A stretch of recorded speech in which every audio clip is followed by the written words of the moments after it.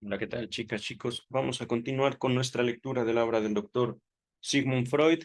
Estamos en el capítulo 3 de el texto llamado sobre la psicogénesis de un caso de homosexualidad femenina. Ajá. Vamos a poner el texto en pantalla. Nos habíamos quedado aquí, capítulo 3, página 153, volumen 18 de la obra completa de Sigmund Freud, edición Amorortu. Dice el doctor Freud: la exposición lineal se presta poco a describir procesos anímicos entreverados y que transcurren en diversos estratos del alma. Es decir, digamos, cambiando el orden del discurso de Freud, la psique, el alma humana, la mente humana no es lineal, no se organiza como el lenguaje, y aún así, si nosotros nos apegamos, digamos, no solo al texto freudiano, sino a la doctrina freudiana de una mente inconsciente, es posible entrever, es posible deducir, es posible también comprender la estructura, la organización, el funcionamiento de lo inconsciente. Ajá. Ahorita no diré más porque sería básicamente reducir o resumir todo el texto de Sigmund Freud, los 23 tomos. Dice el texto: me veo precisado a adentrarme en la discusión del caso y a ampliar y a ahondar algo de lo comunicado. He dicho que la muchacha adoptó con relación a la dama venerada el tipo masculino de amor, es decir, eh, la chica, la paciente, se comportaba de manera activa, buscaba a esa otra muchacha, la intentaba seducir, pero seducción tierna, no era una seducción, digamos, sensual, ajá, apegándome mucho al uso de las palabras del doctor Freud. Continúa el texto. Su humillación y su tierna falta de pretensiones, palabras, ya saben cómo es Freud. Ahora, no sé por qué también los traductores decidieron aquí, me parece que eso es francés. La traducción está aquí abajo, que espera poco y nada pide. Repito, su humillación y su tierna falta de pretensiones, que espera poco y nada pide, su felicidad cuando le era permitido acompañar a la dama un poquito más y besarle la mano al despedirse, su regocijo cuando alababan la hermosura de aquella, mientras que no se le daba un ardite que terceros reconocieran su propia belleza. Otra vez, nos enfrentamos a un español aquí bastante antiguo. Básicamente lo que dice es el texto: la paciente le encantaba que gente reconociera la belleza de su amada y no se preocupaba nada porque la gente la llamara a ella misma bella, guapa. Ajá. Continúa el texto. Su peregrinación a lugares donde la amada había residido alguna vez, el silenciamiento de los deseos sensuales más atrevidos, básicamente podemos decir, esta chica era una simp, era una seguidora, era una fanática de otra muchacha, algo mayor. Si mal no recuerdo, esta muchacha tenía 18 años y su enamorada, la chica a la que seguía, tenía 35. Las dos eran jóvenes, ciertamente. Dice el texto. He ahí otros tantos pequeños rasgos que tal vez convendrían al primer entusiasmo pasional de un jovencito por una artista célebre a la que cree muy por encima de él, y hasta la cual, cohibido, apenas osa elevar su mirada. La coincidencia con un, entre comillas, tipo masculino de elección de objeto, descrito por mí y cuyas peculiaridades yo había reconducido al vínculo con la madre, llegaba hasta los detalles. Podía resultar llamativo que no la desanimase para nada la pésima reputación de la amada, es verdad. Recordemos que no es algo que la paciente le gustara hablar, tampoco es algo que la paciente negaba, simplemente a ella no le importaba que la chica de la cual estaba enamorada tenía tanto amores con chicas como con chicos y no tenía, digamos, un orden específico, ajá, en la vida de aquella. Dice el texto, por más que sus propias observaciones la convencieron sobradamente de lo justificado de esa fama, es decir, la paciente sabía que tenía una pésima reputación su amada, lo sabía por propia observación, continúa el texto, y eso que ella era en verdad una muchacha bien criada y casta, que para su propia persona había rehuido aventuras sexuales y sentía como antiestéticas, es decir, son feas, unas satisfacciones sensuales crudas. Fíjense, ella era capaz de enamorarse, la paciente, era capaz de enamorarse de alguien completamente opuesta a ella en el sentido sensual, sexual. Ajá. Se había enamorado de otra muchacha, pero que era completamente diferente a cómo ella era consigo misma. Vamos a continuar. Pero ya sus primeras exaltaciones estuvieron dirigidas a mujeres que no tenían fama de una moralidad particularmente acendrada, otra vez, digamos, disminuida. Ajá. Este español antiguo que tiene el texto. Dice el doctor Freud, la primera protesta del padre de la paciente, se entiende, contra su elección de amor había sido provocada por la obstinación que puso en aquel lugar de veraneo en tener trato con una actriz de cine, pero nunca eran mujeres a las que reputase de homosexuales y que así le habrían ofrecido la perspectiva de una satisfacción de esa índole. Más bien requería, cosa ilógica, a mujeres coquetas en el sentido habitual de la palabra, a una homosexual, amiga suya de su misma edad, que se puso lo más gustosamente a su disposición, la rechazó sin vacilar. Esto es curioso entonces.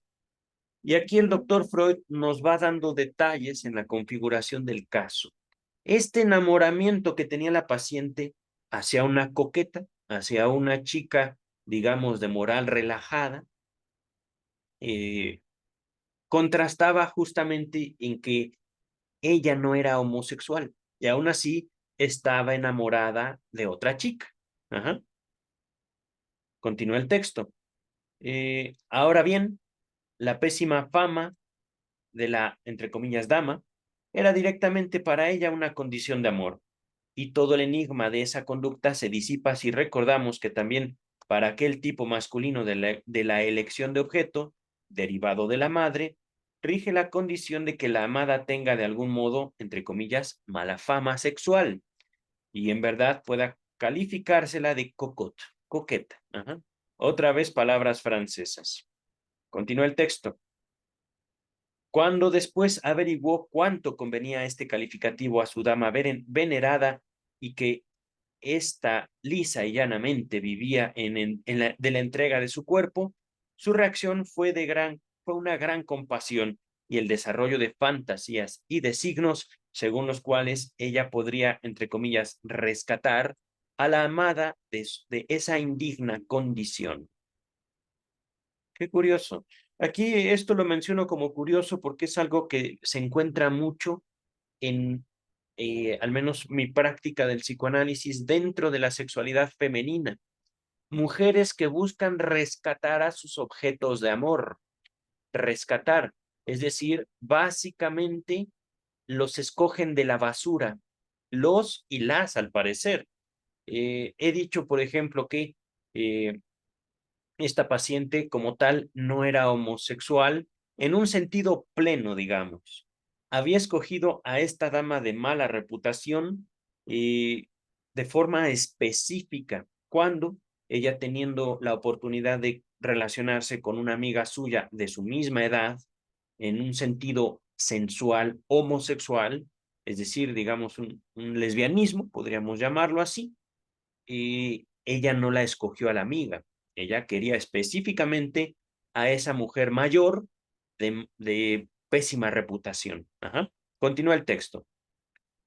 Esos mismos afanes de rescate nos saltan a la vista en los hombres del tipo descrito por mí.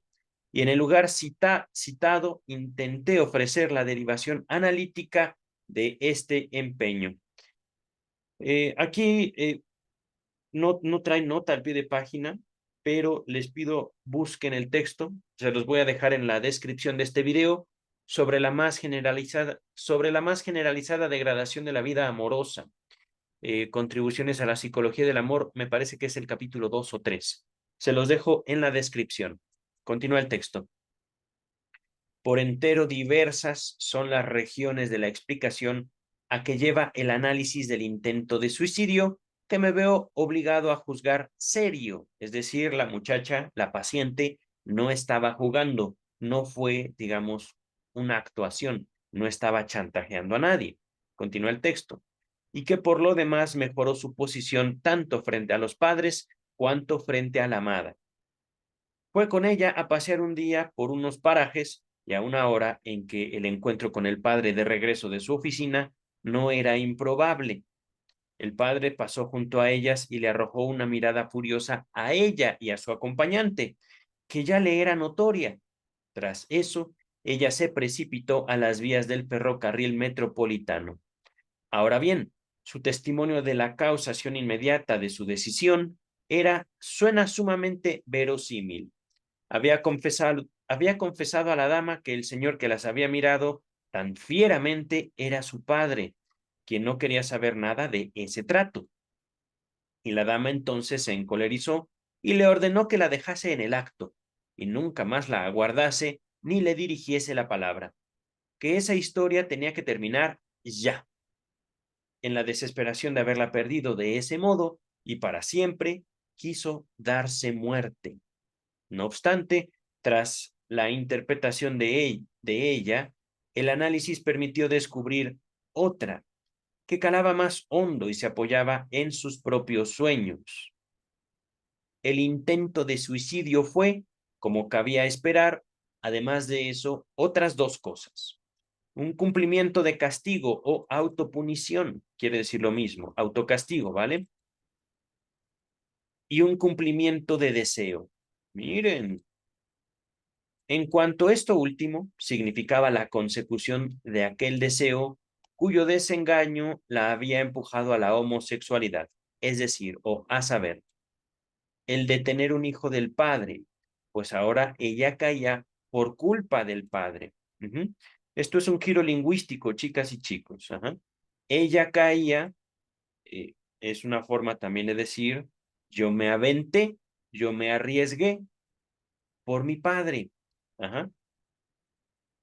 Giro lingüístico, caigo, caer enamorada, caer enamorado, tener un hijo. Ujú. Recuerden una cosa, lo inconsciente es lo infantil y lo inconsciente también se estructura en cuanto a, digamos, la forma en la cual las culturas hacen uso del lenguaje para poder manifestar el deseo, para poder manifestar la posición subjetiva. Aquí, nota número 8, voy a compartirla con ustedes antes de continuar, y tiene mucho que ver con lo que les decía. Juego de palabras con niederkommen o niederkommen, que significa tanto caer como partir. Ah, no, perdón, parir, caer de, ¿cómo decirlo? Quería encontrar un sinónimo de caer, pero parir es dar a luz a un hijo. También en el inglés el verbo to fall, caer, se utiliza coloquialmente en el sentido de quedar embarazada una mujer o parir. Miren, esto por supuesto, yo no lo había escuchado, al menos en inglés. To fall in love, yo pensaba, caer en el amor, caer enamorado. Vamos a continuar. Todos los analistas están familiarizados desde hace tiempo con estas interpretaciones de los diversos métodos de suicidio como cumplimientos de deseos sexuales. Envenenarse es igual a quedar embarazada. Ahogarse es igual a dar a luz. Arrojarse desde lo alto es igual a parir. Y nuevamente, juego de palabras. Y recordemos que el análisis nace no en Alemania, en Viena, pero tiene una importante connotación con el idioma alemán. Ajá. En Viena, en tiempos de Freud, Austria, se hablaba alemán.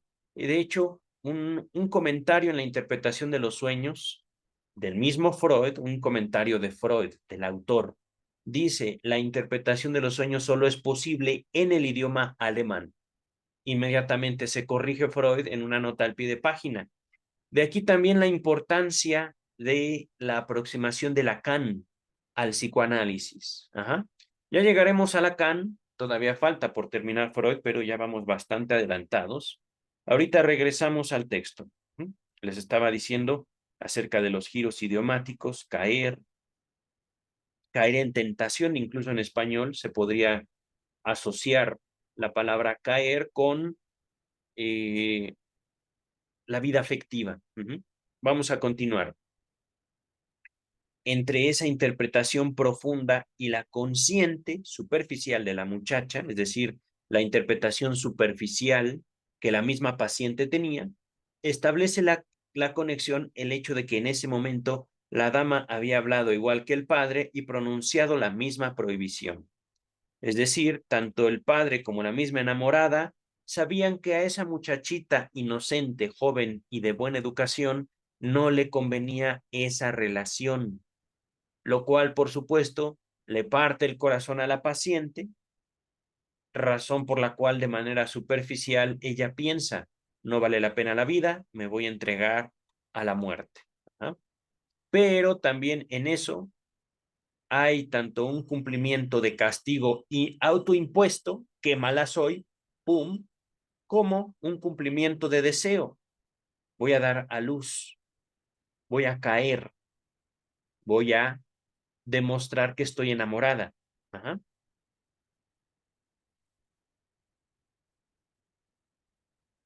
Continúa el texto.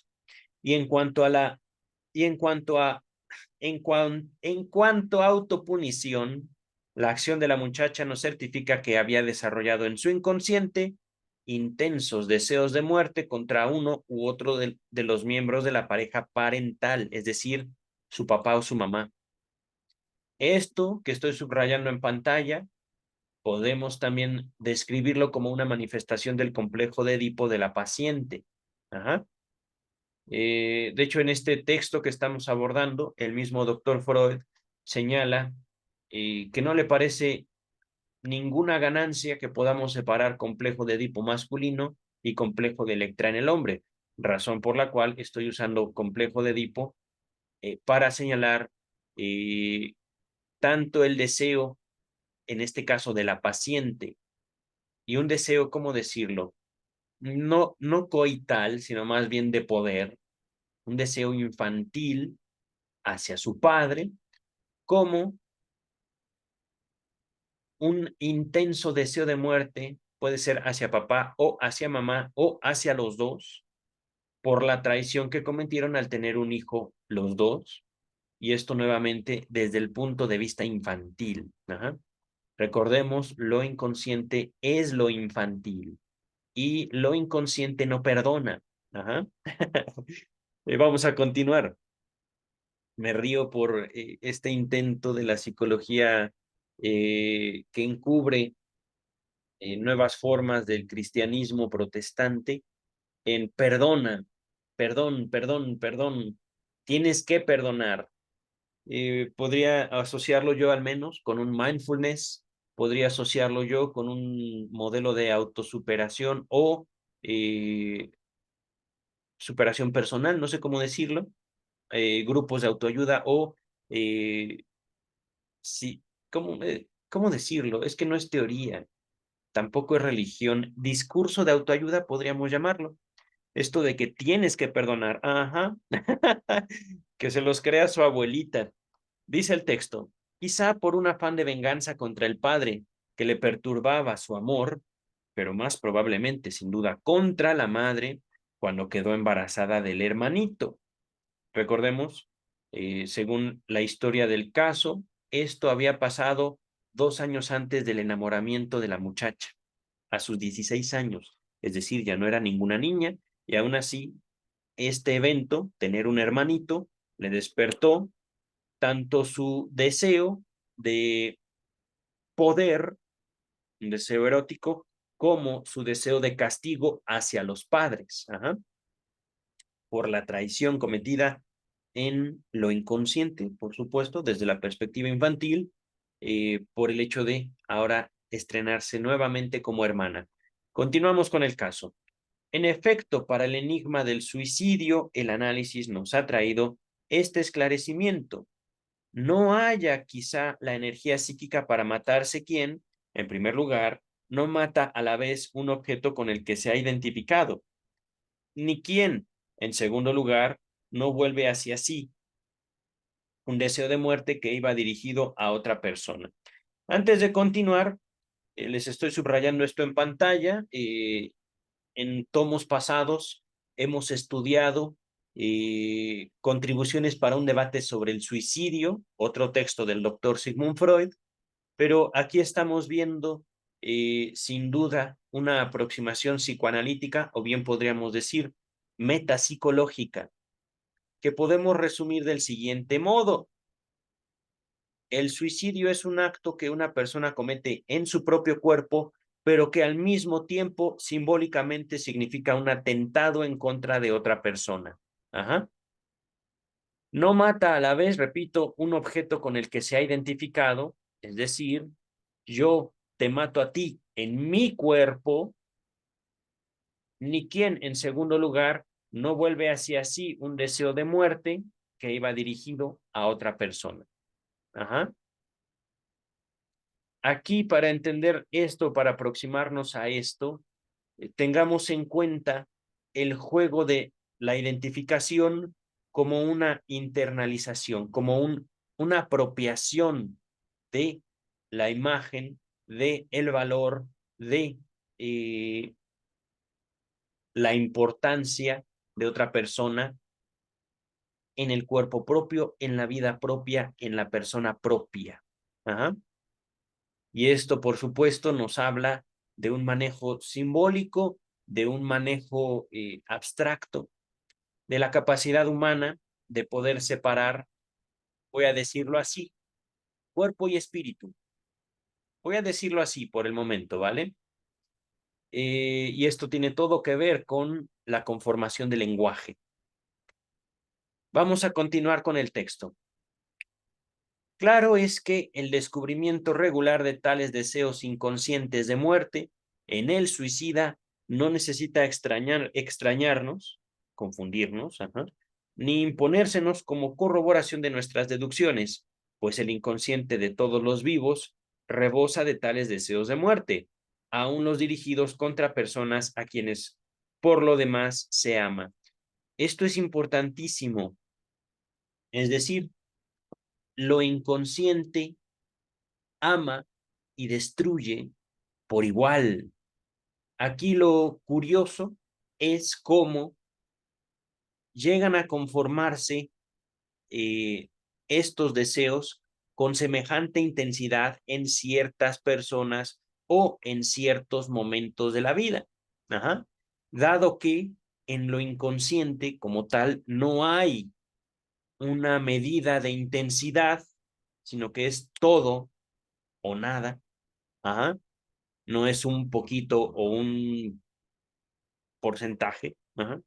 Lo inconsciente es sumamente intenso y al mismo tiempo esta intensidad, repito, lo que nos introdujo en este texto, no es lineal, sino va en múltiples direcciones al mismo tiempo, como una explosión. Una explosión no es nada más adelante y atrás, sino es en todas direcciones. Ajá. Entonces, nota número 9, veas el texto de Guerra y Muerte, ya lo tenemos, se los dejaré en la descripción. Continuamos. En la identificación con la madre, que habría debido morir en ese parto del hijo que le había arrebatado a la hija, Este cumplimiento de castigo es, empero, otra vez un cumplimiento de deseo. Nuevamente, aquí vámonos despacio. Yo soy como tú, mamá. Ajá. Por supuesto, estoy tratando de poner en palabras la perspectiva de la paciente.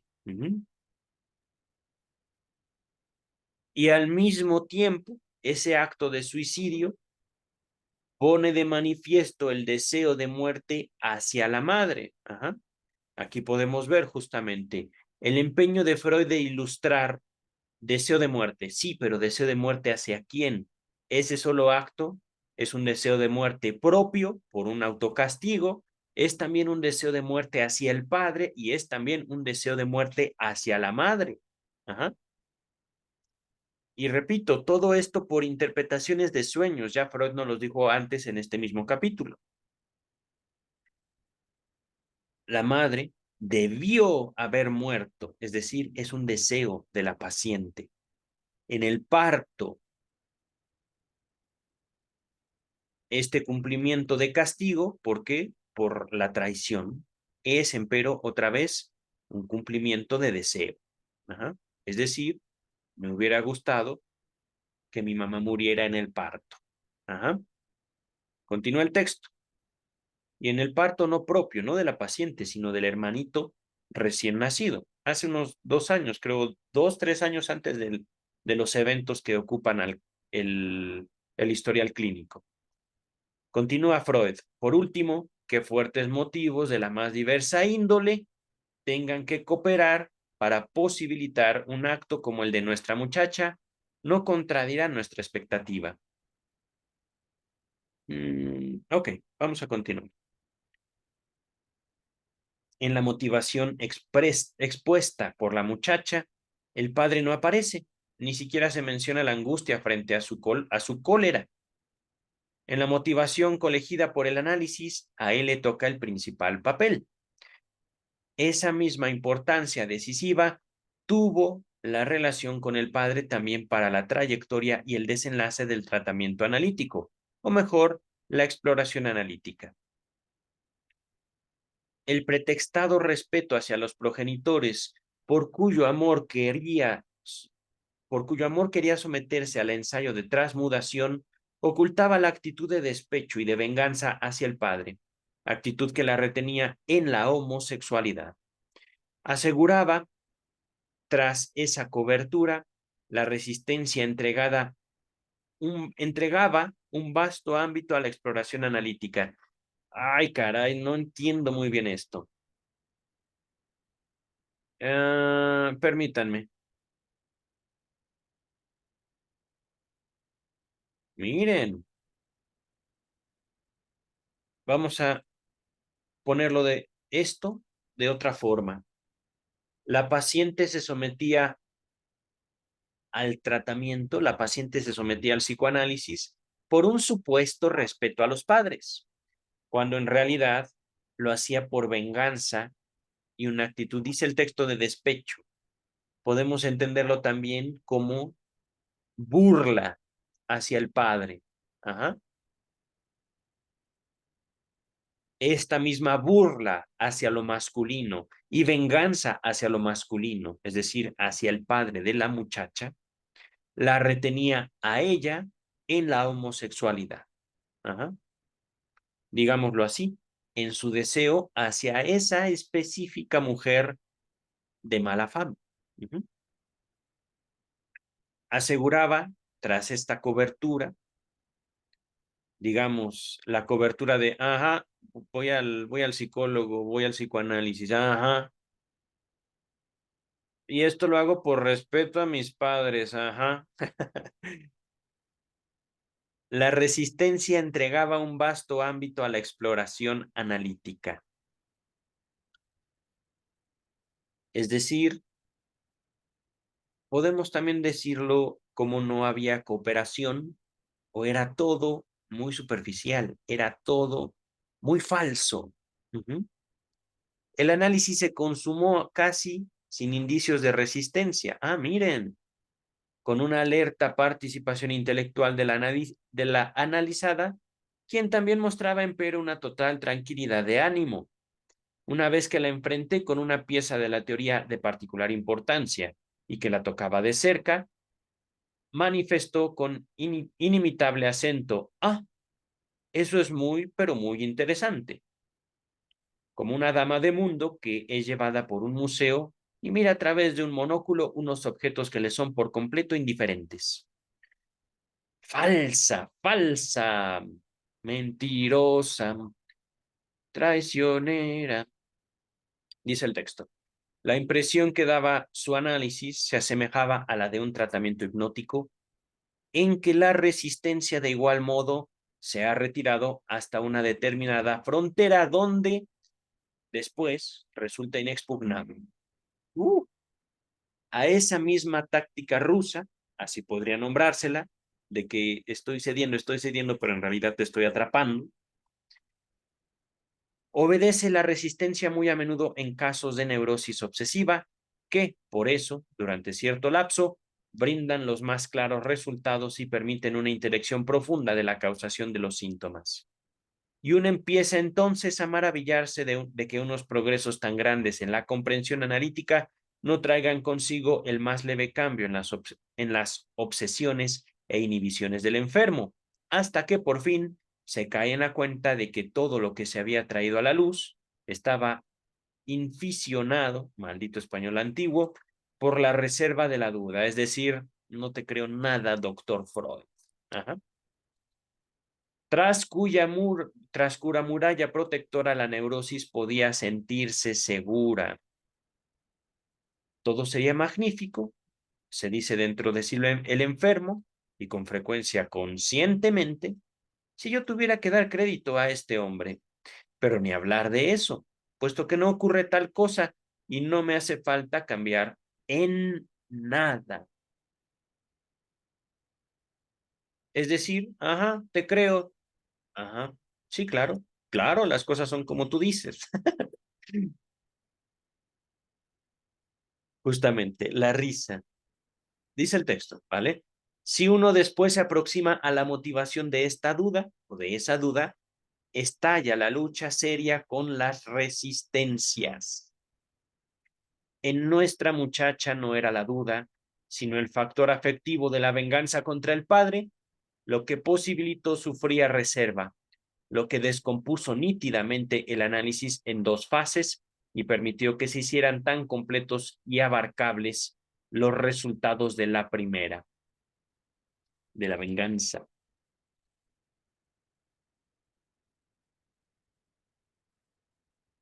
Pareció también como si no emergiera en ella nada parecido a una transferencia sobre el médico, pero desde luego esto es un contrasentido o un modo inexacto de expresarse. Alguna relación con el médico es forzoso que se establezca y la mayoría de las veces será transferida desde una relación infantil, es decir, desde el pasado de la paciente misma. Permítanme, ya me dio sed. Agüita. En realidad, transfirió a mí esa radical desautorización del varón que la dominaba desde su desengaño por el padre. Al encono contra el varón le resulta fácil por lo general cebarse en el médico. No hace falta que traiga a escena tormentosas exteriorizaciones de sentimiento. Se expresa simplemente en estorbar sus esfuerzos y aferrarse a la condición de enfermo. Uf, yo sé, por experiencia, cuán difícil es llevar a la comprensión del analizado precisamente esa sintomatología muda, es decir, que no habla, y hacer que tome conciencia de esa hostilidad latente, muchas veces enorme, sin que la cura corra peligro. Interrumpí entonces, tan pronto hube reconocido la actitud de la muchacha hacia su padre, y aconsejé que si se atribuía valor al ensayo terapéutico, se lo prosiguiese con una médica, es decir, el doctor Freud quiere pasársela seguramente a alguna alumna suya. Continúa el texto. Entre tanto, la muchacha había prometido al padre suspender por lo menos el trato con la dama, entre comillas, y no sé si mi consejo, cuya motivación es bien transparente, será obedecido. Una sola vez apareció en este análisis algo que yo pude concebir como transferencia positiva, como renovación en extremo debilitada del originario, apasionado enamoramiento por el padre. Tampoco esta manifestación estaba exenta del agregado de otro motivo, pero la menciono porque pone sobre el tapete, en una dirección distinta, un interesante problema de la técnica analítica. En cierto momento, no mucho después de comenzada la cura, presentó la muchacha una serie de sueños que, convenientemente desfigurados y vertidos en un correcto lenguaje onírico, eran empero de traducción fácil y cierta. Ahora bien, su contenido, interpretado, era sorprendente. Ellos anticipaban la cura de la inversión, es decir, de la homosexualidad, por el tratamiento. Expresaban su júbilo por las perspectivas de vida que ahora se le abrían. Confesaban la añoranza por el amor de un hombre y por tener hijos, y, así, podían saludarse como feliz preparación para la mudanza deseada. La contradicción respecto de sus contemporáneas exteriorizaciones de vigilia era harto grande. Es decir, los sueños abiertamente le decían a la misma paciente deseos que le eran extraña a ella, deseos que le eran extraños a ella en su vida, en su trato consigo misma en la vigilia. Ajá. Continúa el texto. Ella no me escondía que meditaba, sí, casarse, pero solo para sustraerse de la tiranía del padre y vivir sin estorbo sus reales inclinaciones, es decir, estar con otras mujeres, o al menos con su dama enamorada. Ajá. Con el marido, decía con un dejo de desprecio, despacharía lo que era debido y, en definitiva, era bien posible, como lo mostraba el ejemplo de la dama venerada, mantener relaciones sexuales simultáneas con un hombre y una mujer. Puesto sobre aviso por alguna ligera impresión, le declaré un día que no daba fe a estos sueños, que eran mendaces o hipócritas, y ella tenía el propósito de engañarme como solía engañar al padre. Muy bien, doctor Freud, ciertamente esto era cierto, muy cierto. Nota número 10. Véase el texto, nos recomienda el traductor sobre sueños hipócritas o la interpretación de los sueños, volumen. Esto se los voy a dejar en la descripción. Tenemos ya toda la interpretación de los sueños, pero es un texto enorme, son 2 volúmenes solo de la interpretación de los sueños. Ajá. Volumen 4 y 5. Pero les dejaré toda la interpretación y los capítulos que incluyen estas páginas específicamente. Ajá. Regresamos al texto. No andaba errado. Los sueños de dicha clase cesaron tras ese esclarecimiento. No obstante, creo que, junto al propósito de despistarme, había también una pizca de galanteo en esos sueños. Era también un intento por ganar mi interés y mi buena disposición. Es decir, era un intento de seducción de la paciente hacia Freud y seducción no sensual. La paciente tenía mucho eso. Una chica que desconocía el carácter erótico, sexual en un sentido vulgar de la palabra. Ajá. Carnal podríamos también llamar. Uh-huh. Quizá para defraudarme más tarde con profundidad tanto mayor. ¡Oh, doctor Freud! También por eso es usted hermoso y venerable. Bueno, digo, uno también tiene derecho a expresar cierto desprecio en el reconocimiento, doctor Freud. Pero es verdad, esto es verdad. Y esto es justamente parte de los peligros emocionales de la práctica del psicoanálisis. Enfrentarnos a este tipo de trampas. Sí, sí, sí, claro. Soy tu mejor paciente, el más obediente, el que más te ama y te adora, pero no. ¡Pum! Continúa el texto. Bueno, esto lo menciono también con referencia a las y los psicólogos que me siguen, que buscan en el psicoanálisis consejos para una mejor terapia.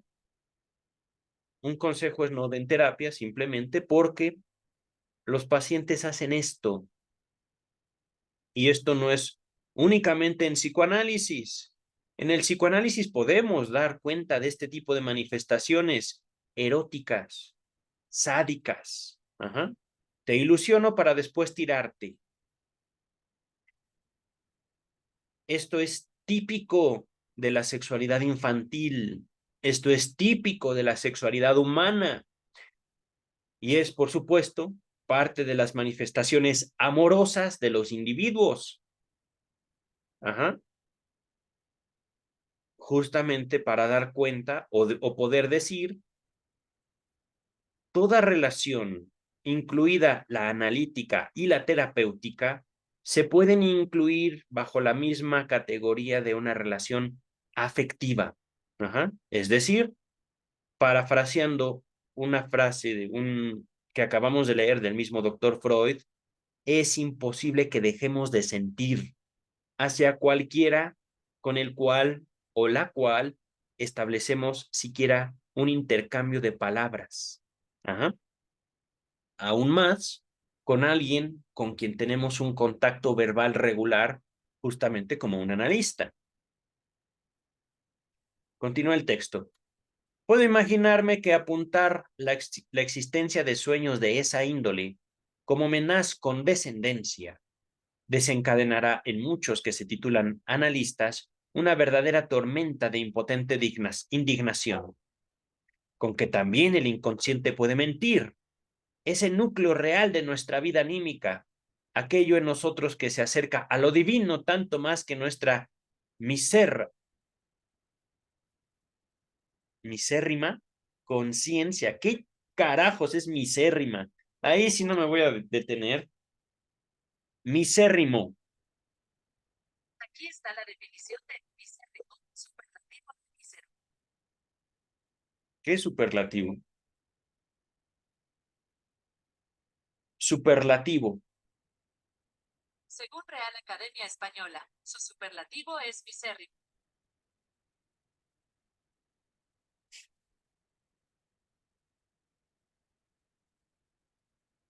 Superlativo dice un adjetivo en grado superlativo, también llamado comparativo de excelencia, expresa la característica en su grado máximo.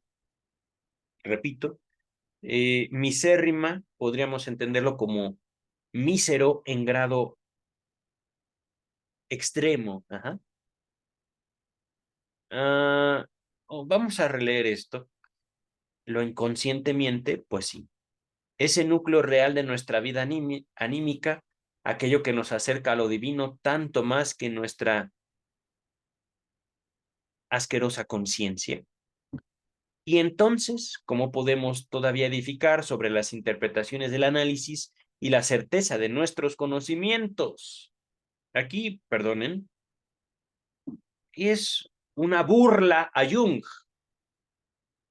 Freud se está burlando de su antiguo, casi amante homosexual, Carl Gustav Jung. ¿Por qué? Porque Jung era un cristiano de closet.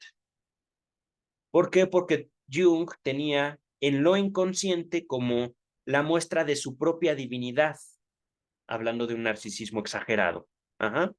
Aquí Freud está escupiendo no al cristianismo, sino a Jung mismo con sus interpretaciones de, oh, somos seres divinos. ¿Por qué? Porque soñamos.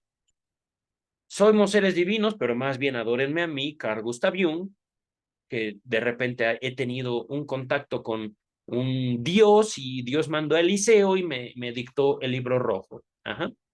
Esto estoy haciendo, digamos, una representación de la dinámica afectiva y erótica de Freud oculta en esto que estamos leyendo. Ajá.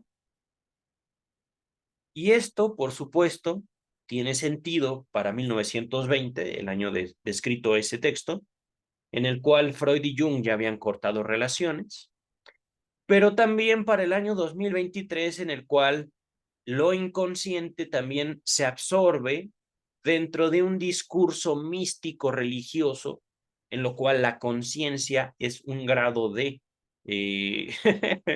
no me están viendo, pero estoy bailando. Tal vez sí me ven, en una pantallita. La conciencia es un grado de inteligencia superior o de grado contacto superior con la realidad. Ajá.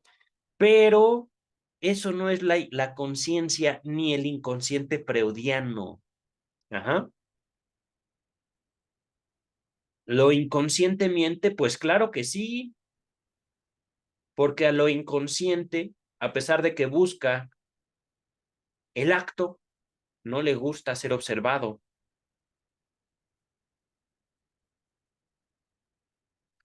Lo inconsciente, aquí en esto de se acerca a lo divino, también es animal, completamente animal. Pero Freud está enfatizando lo divino, repito, como una forma de burlarse de Jung, escupirle a su asquerosa cara, maldito traidor.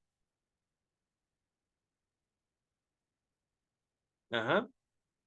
Y repito, Freud no escupe al cristianismo, Freud escupe a Jung, su asqueroso traidor. Ajá. Esto último lo digo por esta pregunta. Jung intentó apropiarse del psicoanálisis y legalmente Freud lo demandó. Y como Jung no pudo apropiarse del psicoanálisis, bueno, entonces el psicoanálisis es mierda, según Jung. Jung se aparta de la interpretación de los sueños. ¿Por qué? Pues porque los sueños también demuestran lo bestial, lo terrible que los niños pueden llegar a ser. Ajá, terribles. Y entonces Jung empieza a desconocer el carácter sádico y también masoquista de los sueños. Y por supuesto, Jung empieza a construir una teoría un tanto místico-religiosa. Vean el libro rojo. Léanlo tantito nada más. Ajá. Para compararlo con lo que estamos haciendo ahorita.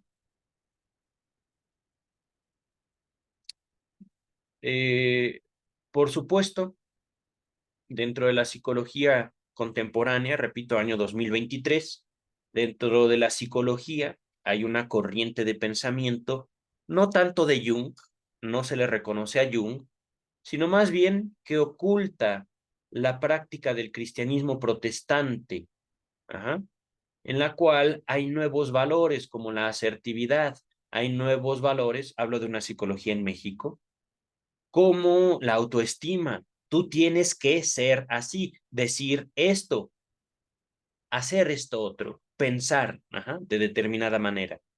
Pues nada de esto es el psicoanálisis freudiano. No hay una transmisión de valores en el psicoanálisis. Y repito también, el psicoanálisis freudiano podía interrumpirse así para que el psicoanalista pudiera ejercer otro tipo de funciones delante de su analizante. Esto lo hemos visto en los trabajos sobre técnica analítica y algunos historiales clínicos. Ajá.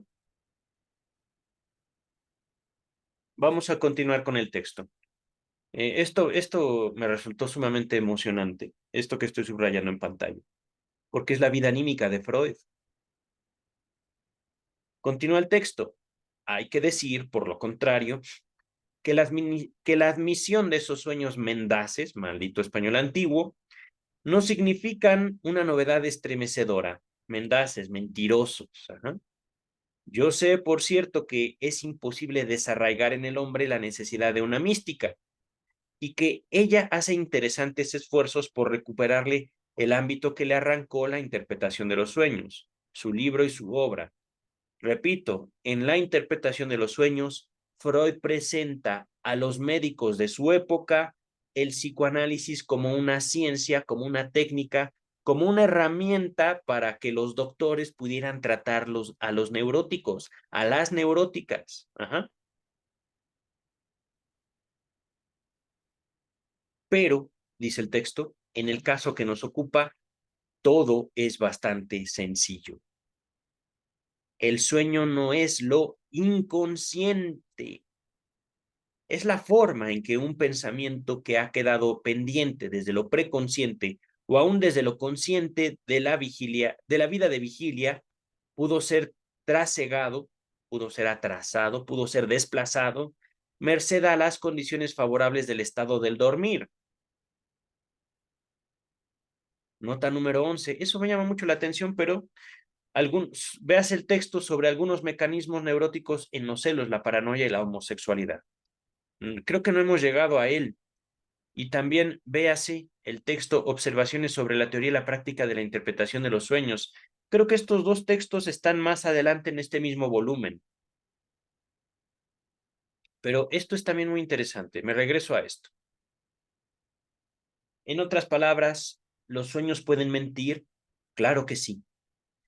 Pero nos mienten con un objetivo en particular. Permítanme. Primero, nos presentamos a nosotros mismos un evento, un pensamiento, una idea. Ajá. Es decir, esa mentira que ocurre en los sueños, ese ocultamiento, y tiene también que ver con los fenómenos principales observados por Freud, la condensación y el desplazamiento. Véase la interpretación de los sueños, ¿vale? Eh, Podríamos decir justo que en la esencia del sueño está la mentira que nos decimos para poder ser, para poder nosotros contar con una identidad. Ajá. Uh, Voy a repetir esto. El sueño no es lo inconsciente, es decir, no lo es todo, todo lo inconsciente. Ajá. Es el sueño la forma en que un pensamiento que ha quedado pendiente pudo ser trasegado. A ver, vamos a ver. Trasegar. Aquí está la definición de trasegar, pasar un líquido de un recipiente a otro. Mm, el sueño es la forma en la cual nos podemos ver desde otra perspectiva. Ajá. Pero esa vista también es engañosa. Vamos ahorita a continuar, ¿vale?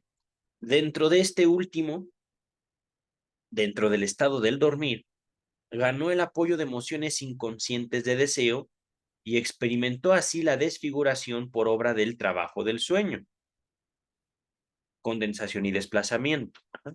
Condensación y desplazamiento quiere decir fenómenos que ocurren sobre las abstracciones hechas o los sustratos o hay una palabra que estoy usando como abstracción, la representación.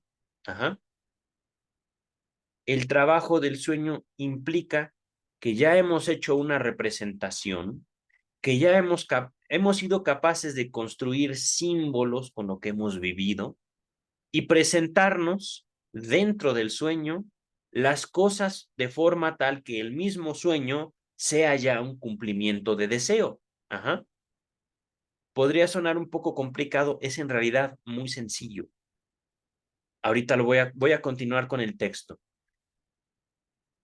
Trabajo del sueño que está determinado por los mecanismos que rigen para lo inconsciente. Esto es algo que les vengo diciendo en este video específico. Es posible determinar una operación del sistema inconsciente de forma que podamos nosotros entender manifestaciones anímicas como los sueños, los síntomas neuróticos, la relación del ser humano con la enfermedad en general y la vida amorosa del ser humano. Es decir, es posible establecer leyes que operan en lo inconsciente, razón por la cual podemos decir libre y concretamente, el psicoanálisis es ciencia. pero no una ciencia conforme ciertos abordajes psicológicos. Es una ciencia, digámoslo así, como la economía. Ajá. Vamos a continuar. En nuestra soñante, el propósito de engañarme, tal como solía hacerlo con su padre, provenía del preconsciente. Sí, es que no era consciente. Es decir, aquí Freud duda y hace bien. Ahora bien, pudo abrirse paso ese deseo de engañar a Freud en la medida en que se conectó a la emoción inconsciente de deseo de agradar al padre o a su sustituto. Así creó un sueño mentiroso, un sueño falso. Ajá. Los dos propósitos, el de engañar al padre y el de agradarle, provienen del mismo complejo. El primero, el engañar, creció por la represión del segundo. Es decir, está mal que yo busque agradarle a papá. Ah, bueno, pues lo voy a engañar. Uh-huh. Y fíjense cómo el punto recae en la importancia del padre. Es ahí donde podemos entrever la ambivalencia afectiva. Tanto amor como odio dirigido a la misma persona, pero al final, amor y odio significan es importante para mí. Razón por la cual la vida afectiva de muchos seres humanos, masculinos y femeninos, transcurre entre manifestaciones de amor y desprecio hacia la misma persona. Ajá.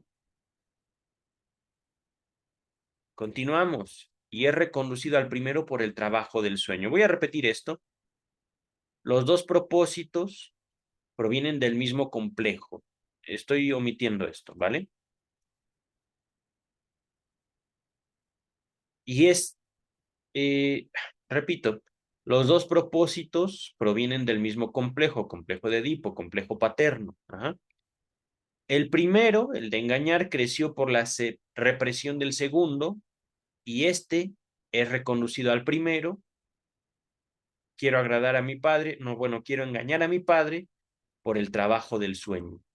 Por tanto, ni hablar de una depreciación de lo inconsciente, de un debilitamiento de la confianza en los resultados de nuestro análisis. Permítame un segundo, ya estamos por terminar. Esta es la última página. No quiero dejar pasar, es que me duele un poquito la garganta, estoy tomando agua, pero voy a comerme un poco de miel ahorita que termine. Dice el texto, no quiero dejar pasar esta oportunidad sin expresar otra vez mi estupefacción, mi sorpresa, por el hecho de que los seres humanos puedan recorrer tramos tan grandes e importantes de su vida amorosa sin notar mucho de ella y aún, a veces, sin tener de ella la mínima vislumbre, es decir, vivimos sin poder vernos, lo cual también aplica a Freud, como les acabo de demostrar un párrafo atrás, ¿verdad, Jungcito? Asqueroso traidor de mierda. Besos, Jung. O que, cuando eso les llega a la conciencia, evoquen tan radicalmente su juicio, equivoquen tan radicalmente su juicio. Esto ha sido un lapsus donde también yo tengo mi vida amorosa. Evoquen, no, es equivoquen. ¿Me equivoqué? Dice el texto, esto no acontece solo bajo las condiciones de la neurosis, donde estamos familiarizados con el fenómeno. Parece ser lo corriente. En nuestro caso, una muchacha desarrolla una idolatría por mujeres. Los padres primero se resisten con enojo por ello, pero apenas si la toman en serio. Ella misma sabe bien la fuerza con que eso la reclama, pero experimenta muy poco de las sensaciones de un enamoramiento intenso hasta que, a raíz de una determinada frustración, se produce una reacción por completo excesiva que muestra a todos los interesados que está frente a una pasión devoradora de fuerza elemental. De las premisas requeridas para la irrupción de semejante tormenta anímica, Tampoco la muchacha notó nunca nada. En otros casos encontramos muchachas o señoras en graves depresiones, que, preguntadas por la causación posible de su estado, dan por referencia que han sentido, sí, un cierto interés por determinada persona, pero no lo tomaron muy a pecho y muy pronto despacharon ese asunto después que fue forzoso abandonarlo. Oh, sí. En otras palabras, a veces la depresión se da por un gran amor al que uno no quiso darle la importancia. ¿Verdad, querida? Besitos a ti. No creo que me vea, pero de todos modos. Vamos a continuar. No obstante, esta renuncia, al parecer sobrellevada tan fácilmente, se ha convertido en la causa de un grave trastorno.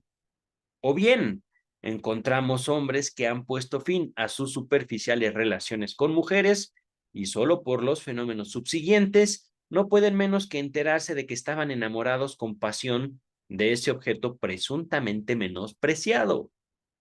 También cae el asombro por los insospechados efectos que pueden derivar de un aborto artificial. Oh, el acto de matar el fruto del vientre, decisión que se había tomado sin remordimiento ni vacilación. Es decir, repito, nuestra vida afectiva, nuestra vida emocional, nuestras pasiones más grandes, nosotros no las podemos ver. Es decir, la mente es inconsciente. Y esto aplica también para los psicoanalistas. Quiere decir, el psicoanálisis no es la cura de lo inconsciente, ¿verdad, Freudcito? El psicoanalista es primero que nadie quien reconoce que no puede ver lo más importante para sí mismo o para sí misma. Esto no quiere decir que el psicoanalista permanentemente está en una relación analítica, pero sí quiere decir que el analista se encuentra permanentemente en un análisis. Dicho en otras palabras, no quiere decir que el analista siempre esté visitando a otro psicoanalista, pero sí quiere decir que el analista o la analista siempre busca autoanalizarse, permanece en análisis constantemente, de por vida. ¿Me explico? Dicho en otras palabras, lo más difícil, aquello a lo que apelamos en el análisis, es a la autoobservación. Véase capítulo 2 de la interpretación de los sueños. Regresamos al texto, ¿vale? Aquí está. También cae el asombro por los insospechados efectos que pueden derivar de un aborto artificial, el acto de matar el fruto del vientre, decisión que se había tomado sin remordimiento ni vacilación. Así nos vemos precisados a dar la razón a los creadores literarios que nos describen de preferencia personas que aman sin saberlo, ojo, o odian sin saberlo, ¿verdad? Y que no saben si aman o creen odiar cuando en verdad aman. Parece que justamente el saber que nuestra conciencia recibe de nuestra vida amorosa puede ser incompleto, lagunoso o falseado con particular facilidad. En estas elucidaciones, desde luego, no he dejado de descontar la parte de un olvido en que pudo incurrirse con posterioridad.